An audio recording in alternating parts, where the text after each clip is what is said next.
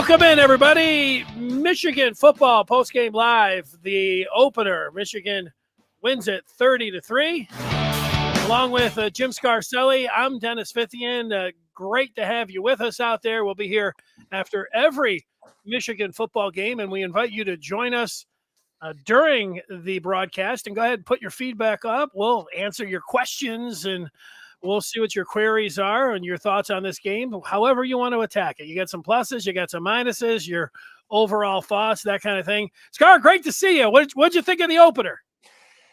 Outstanding, man. You know, what are the main goals, Denny? Win the game, come out healthy, play 80-some, 100 guys. We played a ton of guys. We came out healthy. A lot of room for, as a coach, you're going to look, okay, what can I improve? There's a lot of stuff that the coaches will be able to grab onto and say, okay, we got to get better here. We know we need to get better here. But it was, a lot of things were accomplished. We were challenged in a lot of ways.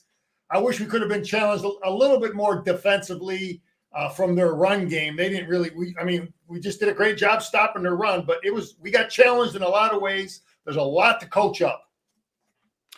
Yeah, overall, when you almost pitch a shutout, they got to kick a field goal with 5 seconds left to bust a shutout. I don't like that move, but that's beside the point. That's what you do, I guess, if you're a directional school coming in, to walk away. Hey, we didn't get shut out. That's good for them. But overall, the defense playing the way they did, and this was JJ McCarthy being someone like last year Michigan. The focus and rightfully so, the identity of Michigan football, really for the last 2 years, has been the line play and the running backs, and Michigan's going to ground and pound, and they're going to come at you, and East Carolina was ready for that, and Michigan said, what we can do is we got number 9 back here that can go out and start slinging it around, and to me that is a big takeaway from the offense.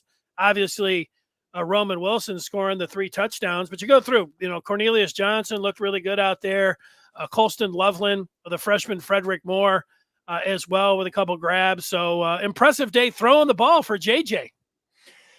Yeah, you kind of figured ECU would really load up to try to slow our run game down and overcommit, which they really had to overcommit at times, and that left open the pass game. But JJ was outstanding. Guys were open, but there were some tight windows in there too that he had to find.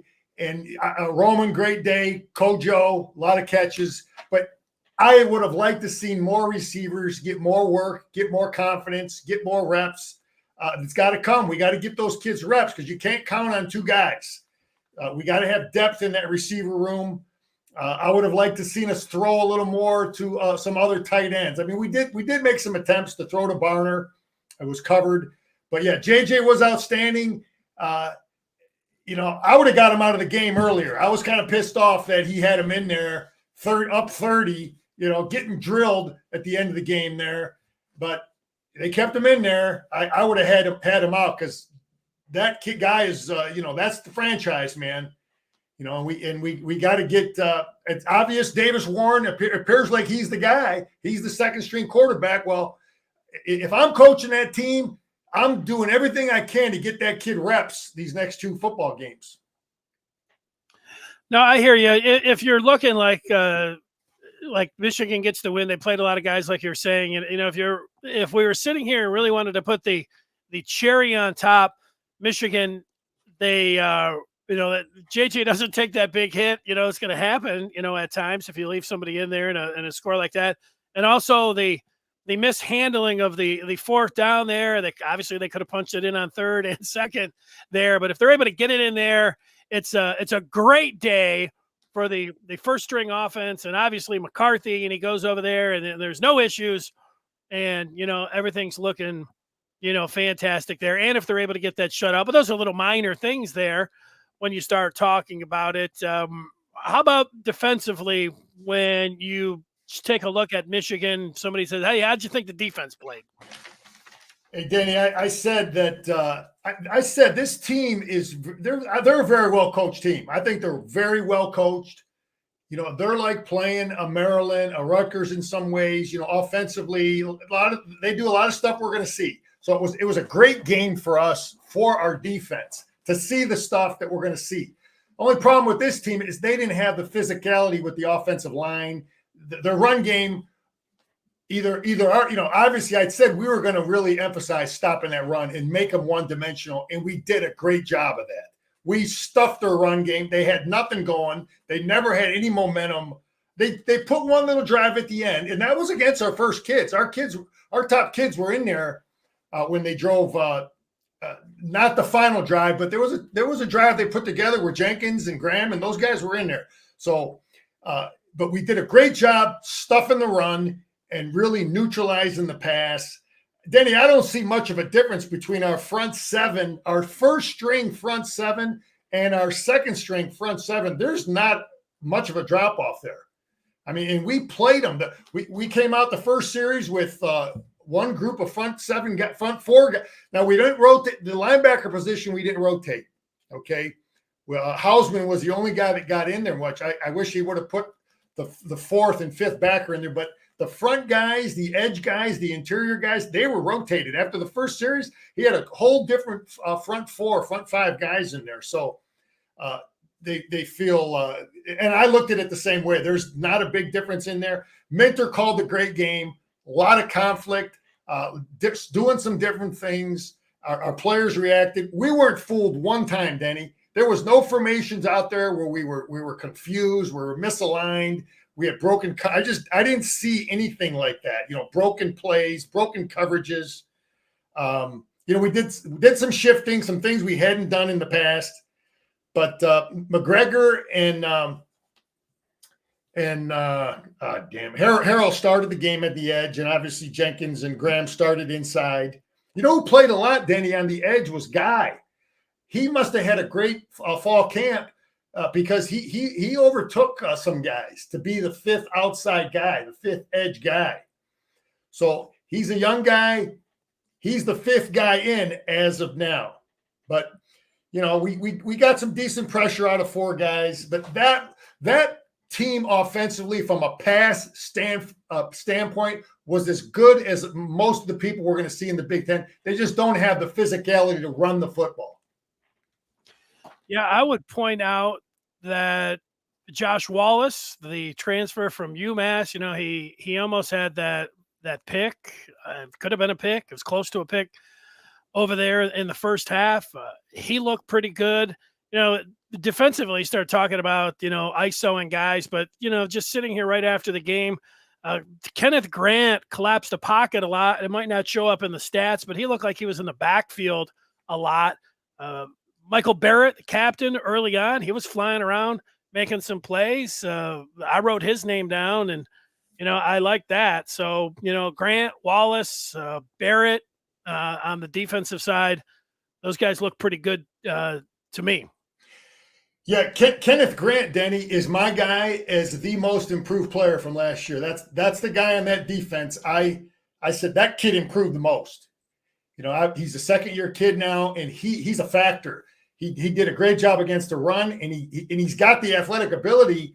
Normally, again, your one technique, your three technique, they got to play double team, and you don't normally get the correlation between a kid that can rush the quarterback. But he gave us pass rush, and so anyway, to review again though, stuffing the run. What I said was the number one thing that was accomplished. No one should ever play tired on that defense. No one. We got too many guys. They proved they could play today. So that was great to see. It was great to see no mental mistakes. Benny played a lot in there. So we got four good guys rotating at the inside positions. And you're absolutely right about Wallace. Sanistro, the kid got better, Danny. I mean, last year was really only his first year playing in the secondary. Sanistro was outstanding today, coming up and supporting the run and coverage. That kid's going to play pro football. He's going to play a lot. But Hausman was outstanding. He's our third backer. We got three really good linebackers. I would have liked to see the fourth and fifth guy in there. But defensively, it was really, really a good performance. And in all ways, from a play calling scheme standpoint, mentally and physically, and playing guys and rotating, it was really a good performance defensively. I'm a fan. Now we'll talk about Peacock later, the whole presentation and everything. One thing that I thought that they got right, Mike Tirico can call anything. He's one of the best in the business. So, having Tirico on the call was going to be a positive for me. Chris Sims is an excellent pro football commentator and the different things that he does. And, he hadn't the first time at the big house. He hadn't had a college game in a long time.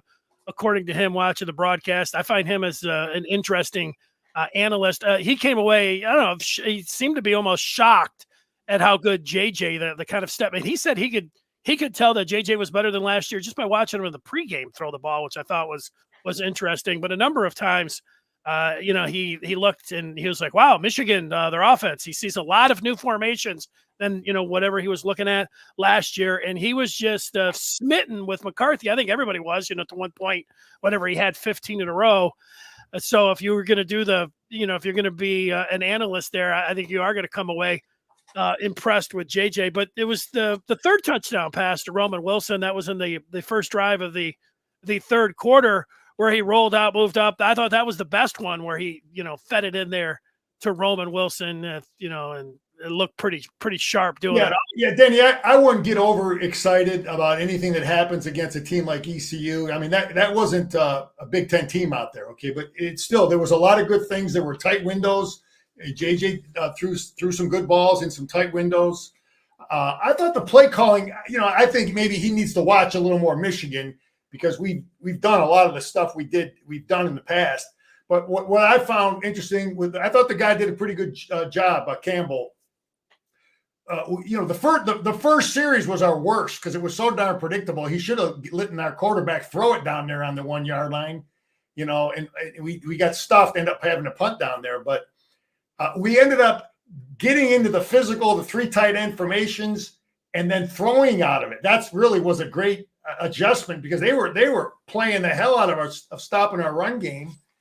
And then once we did start throwing from the heavy run formations, which is smart, then we were able to get the run game going a little more. We ran our best stuff later on, the power play. Trente Jones played a ton, Denny, but they got him lined up where a tight end is, but they keep his 53 number on, which is interesting. I mean, last year we had Honigberg, they just put an 84 number on him. So I wonder why they do that and why not just give him an eligible number. But whatever the reasons are, he played a ton of football. Trente Jones. Let's talk about the offensive line, Denny. We were wondering who's going to start. Hey, guess what? The kid from Arizona State didn't play until the end. Did he even? Maybe I didn't see him in there at the end. I didn't either. Well, maybe he's banged up. But Hinton started and he played well. Big 78 from Stanford. I checked him out. I watched him. He missed a guy one time, but he did a pretty good job. He'll come down on that double team. He'll block down his pass protection. Our pass protection as a unit was solid. We picked up stunts. Obviously, Keegan and Zinter, solid. We know what we're getting from them. And then Barnhart is a confident kid, played a ton of football. Our tackles are really solid. Our center is solid. What was impressive, Denny, was when we needed a yard or two, and we just said, okay, we're just going to push that thing forward, quarterback sneak or straight dive. And it was impressive how we were able to move this team. And the center is the key guy on that. So that was impressive. Short yardage, pushing the other team off the ball. And it looks like Hinton's the way they're going to go. Hinton in Barnhart. In Barnhart, yeah. So that's the way they're going to go there. Yeah, I liked, JJ played a fabulous game. I wonder, the throw in the end zone to AJ Barner, Sim said he thought it was a good pass. Maybe he could have let him a little bit more. I was a little bit wondering about that one. At least I put a question mark on that one, and I didn't know if he saw that safety coming over there. I wondered about that one. I also wonder if Harbaugh likes and if Sharon Moore, who wasn't, obviously there, and whatever, Jesse Minter, whoever you want to talk to, Campbell, when he threw that chest pass in traffic, he's in there, he's getting ready to get hit, and he threw like in a basketball, you'd say a chest pass. He threw it out there, had a little bit of completion, stayed away from the sack. But there's a lot going on in there. I'm not sure. I don't like that. I know this is this is new football, creativity with the QB. Patrick Mahomes tries a lot of this stuff. And, so there was JJ doing that. It works. So I don't think people are going to be like, oh, okay. That's a little too risk averse for me. I don't know. What's your thoughts on that? Denny, those things there's not by accident. Jim must allow that. Those things are talked about. He coaches that kid every day. He coaches his quarterbacks, and he teaches that, and he allows that to ad lib and be creative. I mean, I remember when we went to Iowa, 1 verse 2, long time ago, man. Jim, he made he just pitched the ball. That was our only touchdown down there. How we scored down there, a similar kind of deal, So he obviously teaches it and promotes it. But I thought we defended bubble screen really well. Sinistro was, again, I really liked the way he come up and played the run. So I thought that was really, really good. I thought we did a great job adjusting with motions and shit. Some of the things they did, they hit us with jet sweep one time, but the next time we stuff it. So that was really, really encouraging. I didn't think we were fooled at all. I talked about that. I wish we would have had some goal line work on defense, though. You want to get that kind of work, Danny. You like to see our defense challenged on the goal line. Our offense got challenged coming out. Our offense got challenged in short yardage situations, but our defense, I wish they would have got challenged a little more. Yeah, no sacks has been pointed out with some feedbacks here for Michigan. There's almost no sacks. I don't think they recorded any, but that's not something. If I'm a Michigan fan, I know that they had 7 sacks in the opener last year, but they had some pressure. The quarterback did a good job a couple times when he was going to get sacked of getting rid of the ball. But when you post a goose egg up to the last 5 seconds of the game, saying like, hey, we need to work on the pressure. That's not something that, I'm pointing out or worrying about, like, lack of pressure from the defensive ends. And I thought they did get some pressure up front, like mentioned a little bit earlier with Kenneth Grant. I want to ask you about Blake Corum and Donovan Edwards. Corum had, 2, I'd say vintage Blake Corum runs. This is the first time, since the knee injury where he's back, and you can do all the stuff in practice and everything else. I think it, might take him a game or two to be the old Blake Corum. So I would wait on that, whether you say he's tentative or whatever. I didn't necessarily see that, but I think he'll get better after a couple games. And I thought with Donovan Edwards, they moved him out a little bit. They weren't necessarily screens, but they threw him the ball like he was almost in the slot at least once, maybe twice. He caught 4 balls. I think as the season moves on, it's smart, to get him out there and throw him the ball. I think they'll do more of that. But what about, the 2 top backs and what you saw from them? Yeah, it was Denny, ECU's game plan for the most part was to stop and slow down our run game. So doing that, it's going to make it difficult to get them going. They didn't want to just let us hand the ball off. So that's why we may have struggled at times, and getting them some space to really get it going. But hey, look, Corum looked sound. He looked healthy. And there wasn't a ton. We ran the power play one time. He had a nice little run in there. But you're absolutely right about Donovan Edwards. Part of our game plan, and I said this a couple weeks ago, that I think they're going to split him out and throw bubbles to him, and then use him as a receiver. And then we can run jet sweep with them also. They also ran jet sweep with him. That's something you can get when you split him out. So instead of running it with a receiver, when you split him out, you get the receipt. You get him as a receiver, and you get probably a better guy running jet sweep. What's his name? 20 Mullings appears to be the 3rd guy in. Yeah. And he did have a nice run in there where he dragged some guys. That was the kid I saw at practice that one day, running physical in there and dragging dudes. The same thing I saw him do in spring practice. So he did get a carry in there too, and he's a great pass protector. So it appears like he's our 3rd back. He got some work in there. Like I say, he's a good pass protector. But yeah, Denny, our backs, hey, look, they didn't have huge days, but a lot of that was by design of the defense. What about special teams? A mixed bag. Start out with punt returner Jake Thaw. He was mentioned by Jim Harbaugh. It looked for a second like Kolazar was in there, and then they called a timeout, and then Thaw was back in there. And then later on in the game, the true freshman Carmelo English looked like he had things set up, and the Pirate defender came up, made a pretty good tackle. But I don't know, Thaw, some hidden yardage there. Somebody mentioned it here, P. Maximus, about letting one bounce and then getting blasted on the other one. What about Thaw? Yeah, some of those, I'll give ECU credit. I don't know if it was by design, but they were able to have some low line drive punts that bounced around, and those are hard to field. So, and we started with bad field position because of that. But the number one thing I'm looking for is a guy that can catch a punt. So I would have liked to have those guys get some reps catching punts in front of 110. And that's the number one thing I want. But yeah, look, they look confident, and basically our punt return team was pretty sound. Kick return was obviously we didn't get a ton of work there. Our kickoff team got a lot of work. He kicked few of them in the end zone, and the other ones we had some real good coverage. So I was checking that out, and we didn't punt that much. Well, let's talk about the extra point now and the field goal. So he did make a 50-yarder, right, Danny? Yes. He kicked one 50-yarder. He missed a 52-yarder. And then what was he on the extra points? He just missed he blew the one extra point. Now, I didn't realize until later in the game that I actually could rewind on Peacock, or I would have gone back. I wasn't paying attention. And next thing you know, he missed it. So I didn't see the operation there. Did he just blow it himself, or did you? Yeah, Danny, there's some things I missed too. I was fast forwarding and rewinding. Well, the hard part about Peacock is, my DVR, when I hit, to go back and rewind, I can actually see the play in reverse.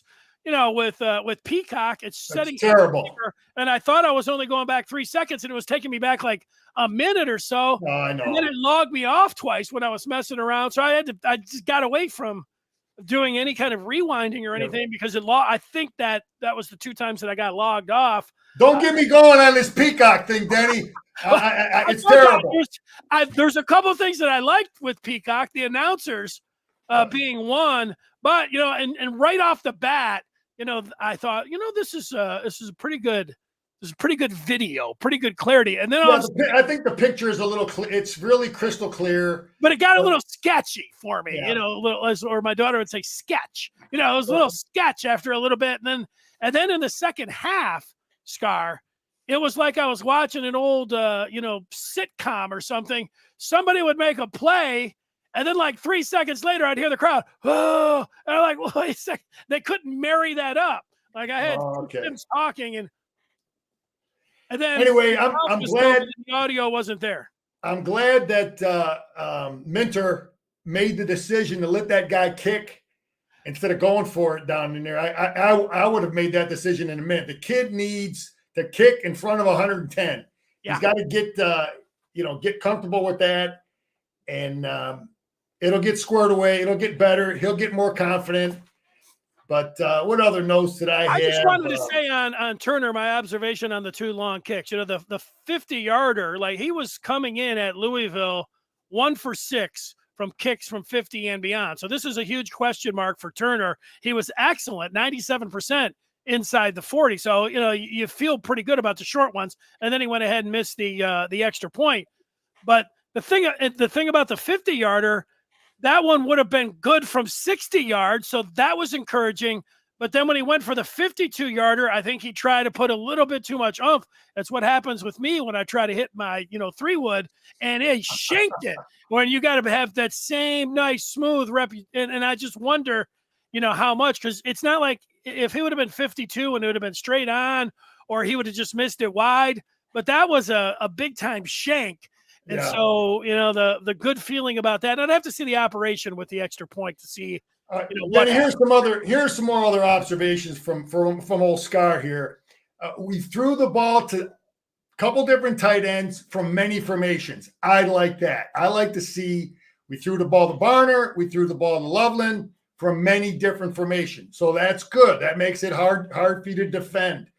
I didn't like the first half, the way we ended trying to get to, we had, our receivers didn't get out of bounds. that was kind of BS. I liked our play callers multiple formations.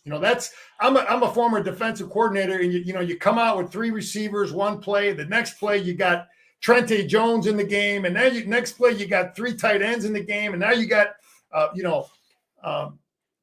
so those kind of things are good, and we did it. We did it without making mistakes, but there was constantly making the defense adjust to personnel and formation. So I'd like seeing that from our offensive coordinator. Denny, if anything we learn, I always talk about conflict, right? That first series, we got the ball on the 1-yard line. Yeah. What do we do? We got this great offensive line. What do? We slammed it in there 3 times in a row, and we got stuffed. Okay, because we were in the same formations. 2 tight end, 3 tight end. You still got to have some conflict. You still got to do something. And I was just a little discouraged with that.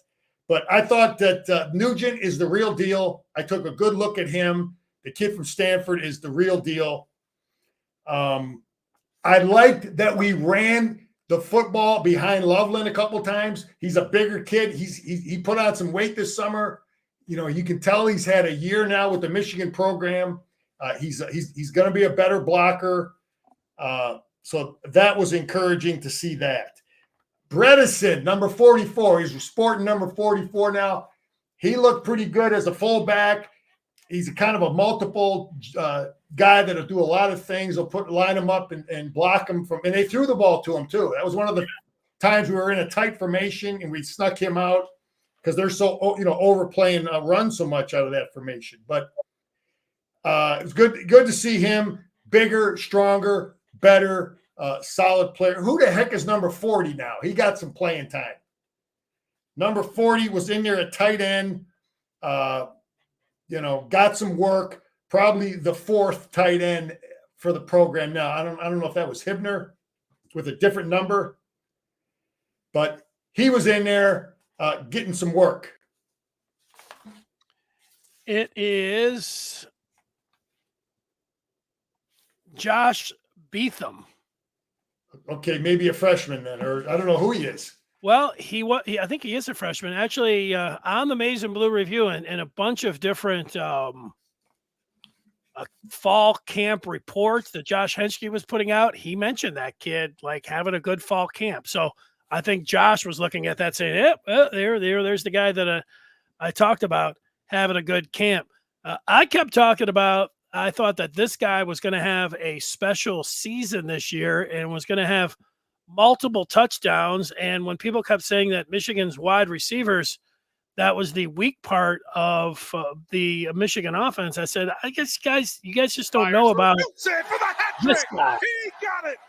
I mean, like Roman Wilson, he wearing the prestigious Michigan number 1. Touchdown. Third of the game. I mean, he's Indiana on let's third down. take a look at it again here. He looks right, fires for Wilson for the hat trick. I'm happy for him. I'm happy for Roman. He's he was a little frustrated early on in his career.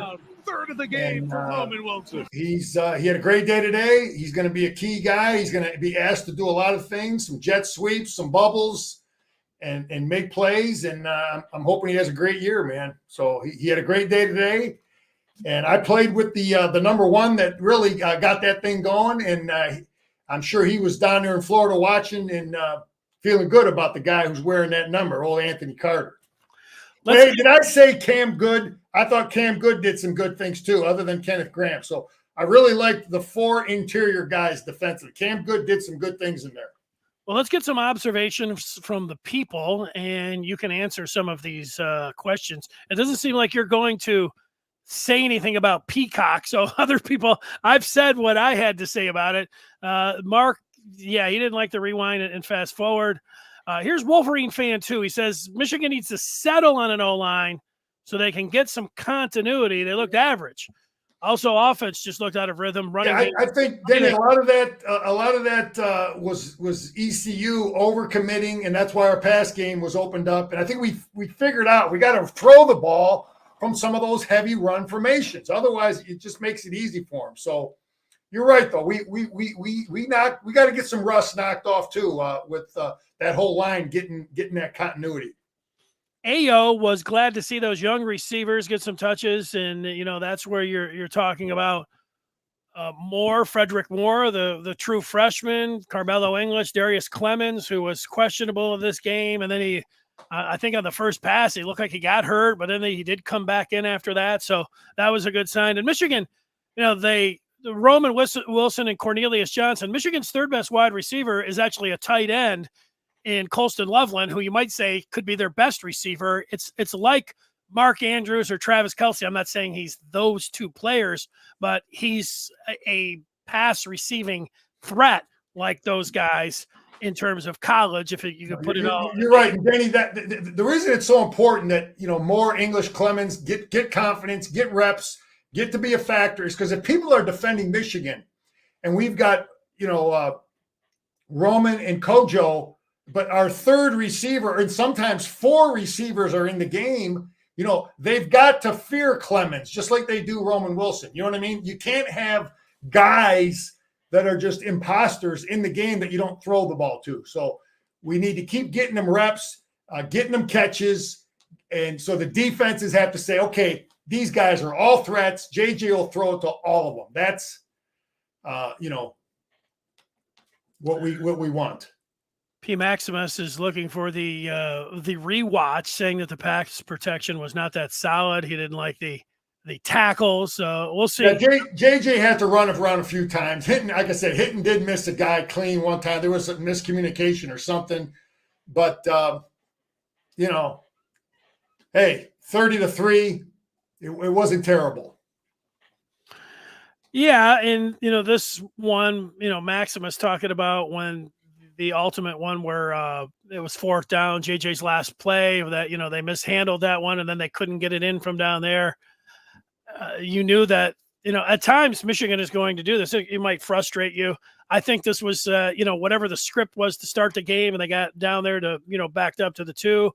I think it didn't matter how many people were in the box. I think Michigan was like, we've got a big, tough offensive line, and we don't care if they're firing everybody in here.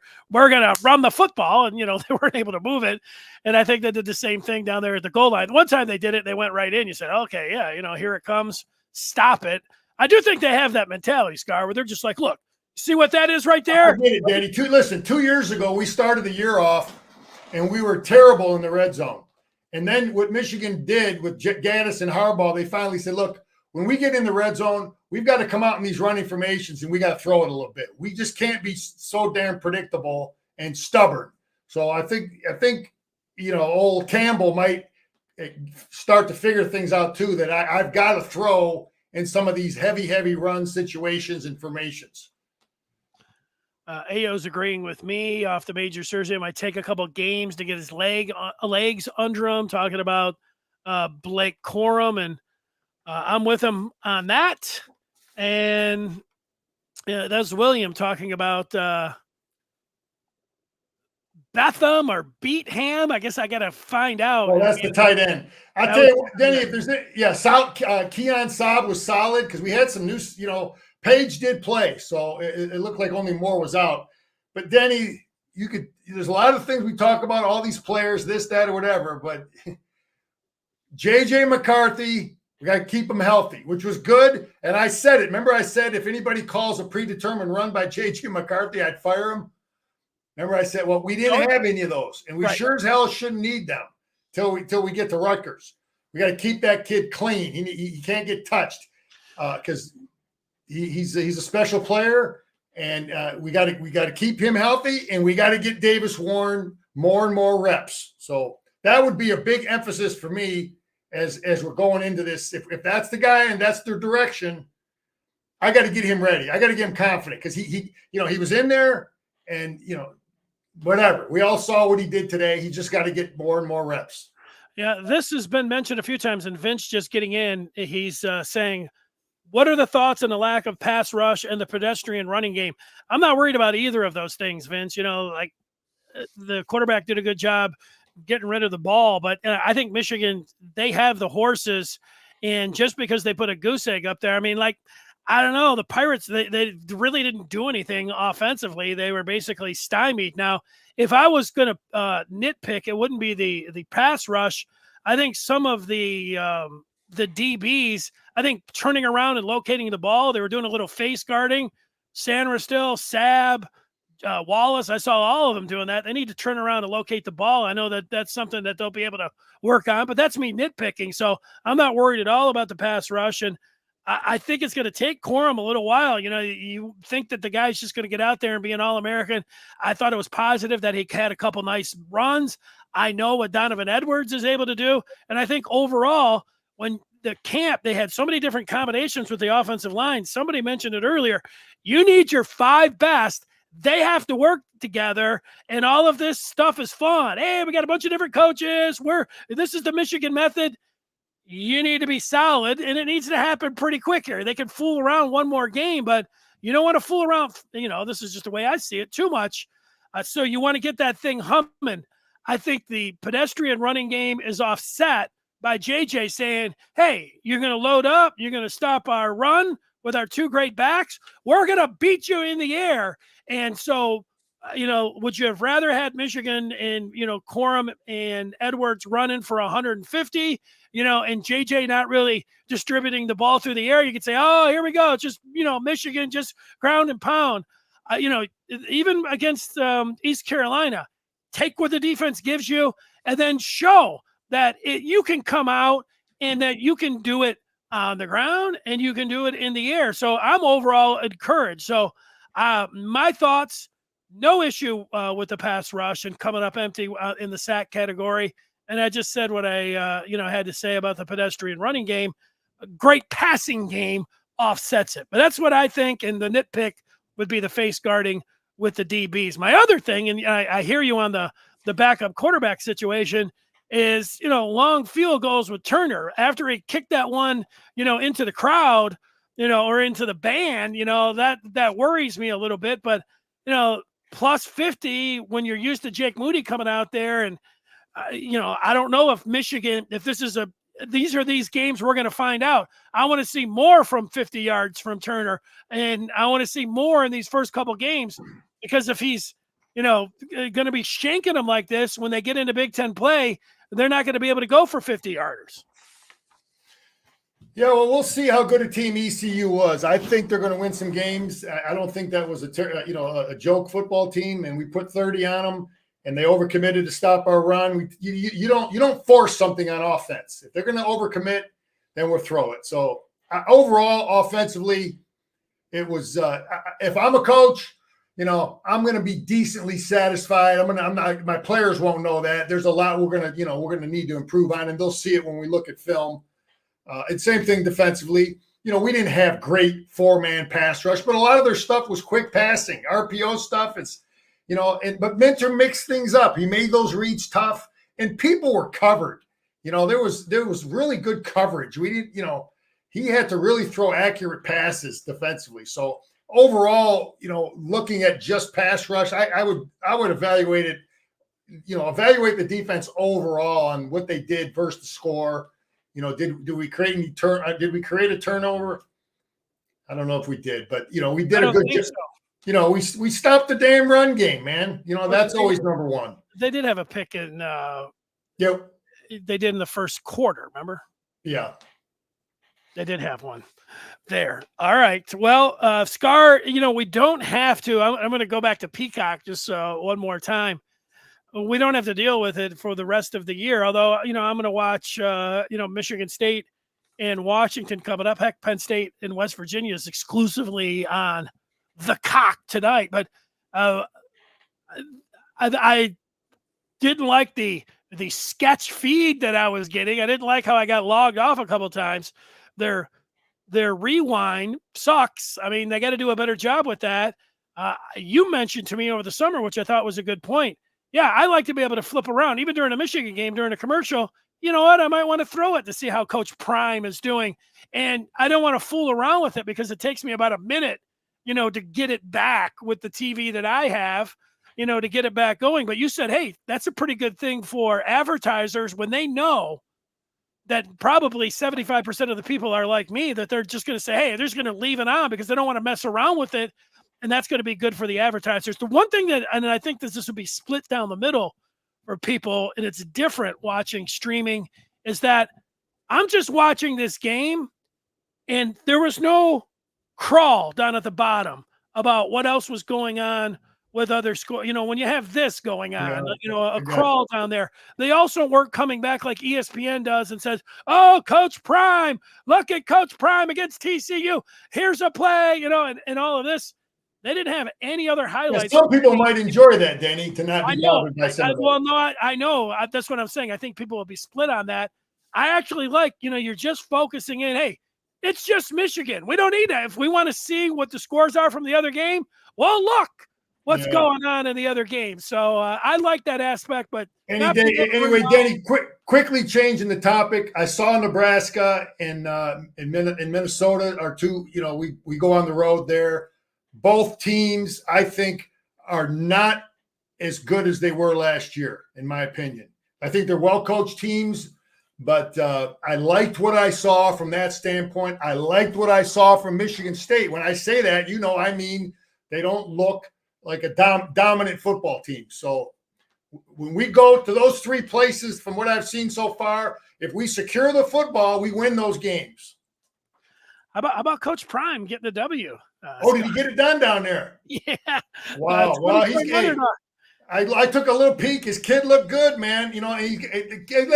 Prime surrounded himself with great coaches. Ain't no question. The guy, that's the number one thing you got to do. He brought great coaches, and the guy worked in Alabama, the defensive guy. The offensive guy was a head coach. So, Scar, what about this part? The new time rules affect the game, seem to take away a lot of possessions. Yeah, he's right. It's there's some, it's like, I don't know, 6-8 snaps a half. Those are a lot of plays, maybe 12 plays a game, maybe more. I don't know. We'll see some stats as we get into it. That obviously helps the inferior teams that want to, speed up games. It doesn't help Michigan. That doesn't help Michigan in a game like this. But it's definitely going to speed up the game. But speaking of stats, I'm going to let you get your final thoughts in, and I'll give some as well beforehand. But I do want to throw some stats out there for those people who do like the statistics. J.J. McCarthy, 26 of 30 for 280 yards, 3 touchdowns, and no interceptions. Davis Warren was 0 for 1. We've already talked about him. Corum, 10 carries, 73 yards and a touchdown. He had the long of 37.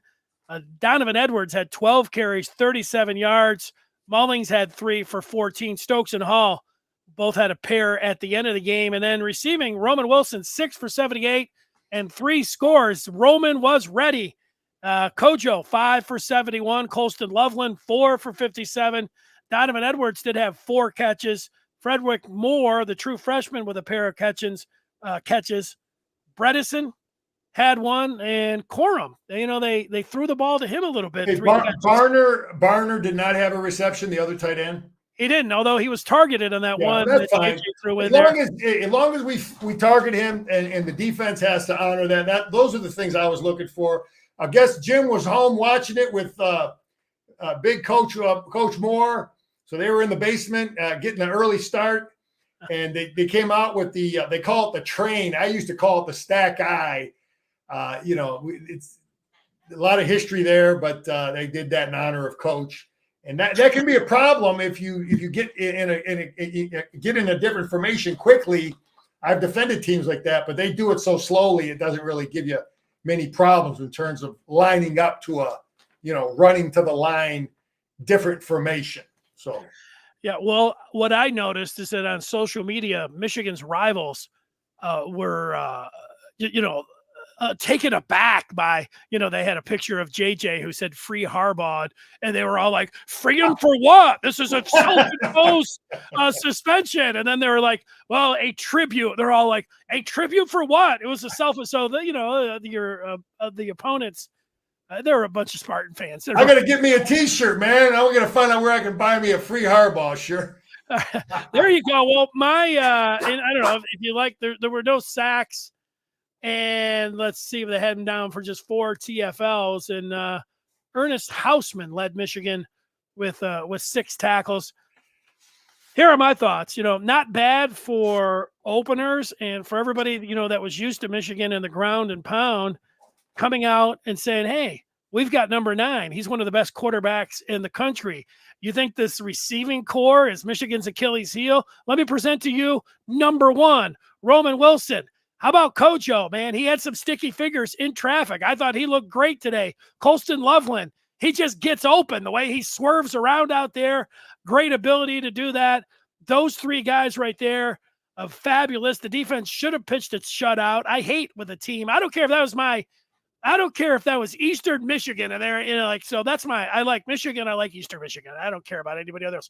But if it's Eastern Michigan at the end of the game, I would say, hey, you know what? Don't take the cheap way out and kick that field goal. Michigan could have had the shutout. They didn't. But overall, so McCarthy and the receivers, which people were worried about, I don't think you have anything to worry about there. Turner and long field goals, 1 of 2, and 1 was great and 1 was terrible. So that's got me with a little bit of a mixed bag thinking about. And I'm just thinking about the guys that didn't play. Will Johnson, to be specific, supposedly he's going to be okay. And, a couple of other guys that were nicked. So you cross your fingers and, thinking that these guys can be back. If they were just some soft tissue stuff and, that they're going to be back, certainly by Rutgers, hopefully they're able to get back by the Bowling Green night game in 2 weeks, then I think everything's going to be good there. So it's going to take the offensive line, even if they are Joe Moore award, a three-peat type of offense. You can't just, throw guys out there. They got to work together. So I'm not worried about that, though. But those are the things that I think about this game overall. Not bad for openers, and let's go. So, there's nothing for me to say. I think Michigan can win the national championship this year. I think they can win the Big Ten. Me watching this game, I'm not sitting around telling everybody oh no, I would panic about things that this doesn't look. No, this looks like a championship team to me. Yeah, you're right, Danny. I'll just start with the defense. Just review real quick. We stuffed the run, stuffed it, 0 movement. Okay, I watched Michigan State get moved around a little bit by Central Michigan. Their defensive guy, 0. ECU moved nobody on our front. We got 22 guys, maybe 25 that can play on our defense. That I know. I saw it today. So I like that. There's a lot of guys that can play. We got depth. You know who got better is the young freshman Moore, the edge player. He got better. The kid from Carolina looked good. Stewart got in there, looked good. So I like the depth on defense. No one plays tired. A lot of good things there. And, let's just keep getting our backup quarterback reps, Danny. That's the big thing. And we're rolling, man. We're 1-0. We came out, as a coach, Danny, you like to win, but you like to have stuff on film that you can get after your guys with. That you can always knock them down a peg when they start walking around thinking they're just unbeatable. So there's plenty there to coach up. And our coaches will get after it this week. Our players will, and we'll keep getting better. Great job, Scar. I asked you to bring it on the post game with a championship level, and you have done that. So, thanks so much. Thanks for everybody for their feedback. No turnovers for the Wolverines. They don't get the shutout, but they do win it, 30-3, and now they're, as Bill Belichick would say, on the UNLV. There you go, baby. The Rebels, the running Rebels. Bring them in. Scar, we'll talk with you on Monday, Michigan Football Mondays with Jim Scarcelli. And I was going to say with film analysis, but with Peacock and everything, we'll have to wait and see what Peacock presents to us out there. But I'll talk with you on Monday. 2 o'clock. All right, Danny. 2 o'clock. Be there. Go Blue. There he is, Jim Scarcelli. Thanks for joining us.